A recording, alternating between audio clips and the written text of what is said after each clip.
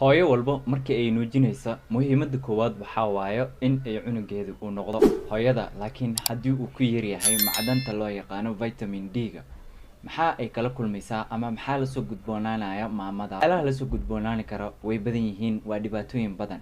laakiinse aan isweydiino vitamin D-ga maxaa uu qabani karaa hooyada iyo cunuga. faa'iidooyinka ugu jirto waa maxay? macdantani faa'iidada ugu jirta dhanka hooyada iyo dhanka cunuga waa maxay? vitamin D-ga waxa uu la dagaaltamaa waxa loo yaqaano infectionka jirka kusoo siyaadayo.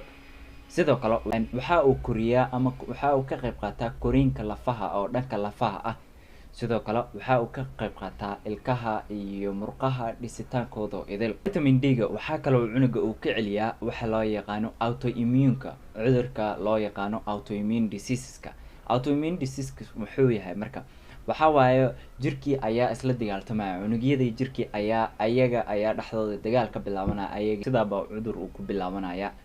marka hooyada maxaa laga rabaa marka in ay sameyso maadaama uu cunugiina nolosheeda cuntada iyo cunadii oo idil uu cunugii uu ka helayo hooyada. caanaha naaska ka yimaado waxaa ku jiro macdan kala duwan oo intaasoo macdan ah. macdantani shay'aasha ugu muhiimsan ama macdanta ugu weyn ugu muhiimsan ayaa ah vitamin D-ga. hooyadii haddii ay ku jirto xaaladii ay maaragtay uu ku yaryahay vitamin D-ga jirkeeda, maxaa dhibaatooyin oo la soo ziyaadaya dhanka cunuga. cunuga koriinkiisu hoos buu jirayaa waqti walba oo cunugii ma koraayo. sidoo kale cunugii infection waxa la yiraahdo kama dhamaanayo waqti walba. sidoo kale cunugii koritaankiisi iyo maaragtay murqihiisi iyo lafihiisi toos uma korayaan oo wuxuu noqonayaa cunug oo maaragtay oo koriinkiisi oo idil uu wada xun yahay oo maaragtay uu qaldan yahay. marka maxaa laga rabaa haddii aad hooyo aad tahay? vitamin D-ga waa inaad badsatid. sideed ku badsani kartaa marka? waa inaad qaadatid cunooyinka oo vitamin D-ga u badan yihiin. cunooyinkani way kala duwan yihiin. waxaa kamid ah malayga, waxaa kaloo kamid ah ukunta. ukunta halkii ukun aad qaadatid maalintii waxaa ku jiro 40 vitamin D ah. 40% ayaad ka helaysaa ukunta oo international unit ah. sidoo kale waxaa laga rabaa malayga kala duwan sida salmonka, malayga tunerka in aad qaadatid. malaygani ha isku badinin, asagana dhibaatooyin kale buu ku keenayaa. sidoo kale waxaa lagaga baahan yahay inaad qaadatid caanaha, yogurtka, waxyaalaha oo idil ay u badan yihiin vitamin D-ga. sidoo kale waxaa lagaga baahan yahay maalintii 30 daqiiqo in aad qorax kugu filan aad heshid.